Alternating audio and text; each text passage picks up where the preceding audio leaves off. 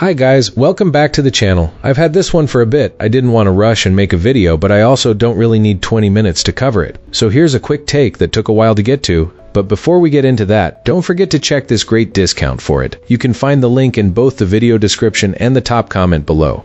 Alright, enough talk. Let's get right into it. So, this printer slid into our home office with a bit of a learning curve.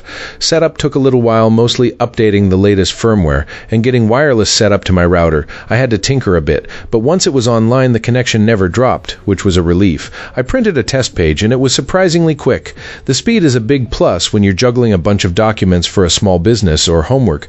It's not perfect for photo printing though.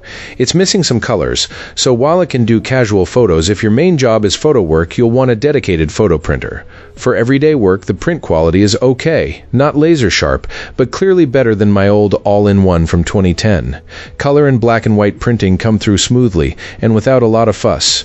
If you look closely at the print, you can tell it's still an inkjet, but it's more refined than older inkjets. This isn't a full toner cartridge. When I shook the cartridge, I heard the swishing, and it sounded like it wasn't completely filled.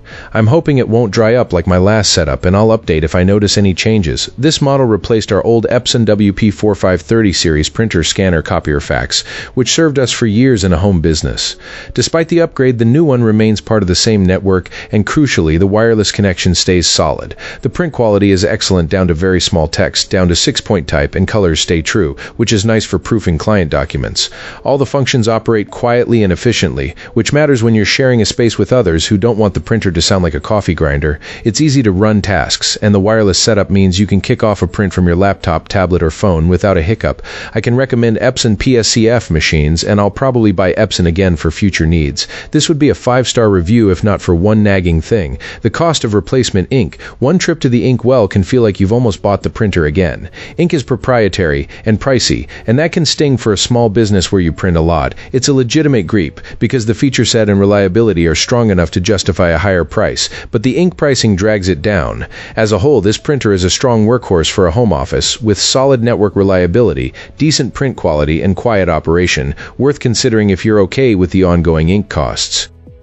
That's it for today's review. Thanks for watching. I hope it helped you out. If you're interested, I've left a link in the description where you can check it out. Sometimes there are good discounts available there. See you next time.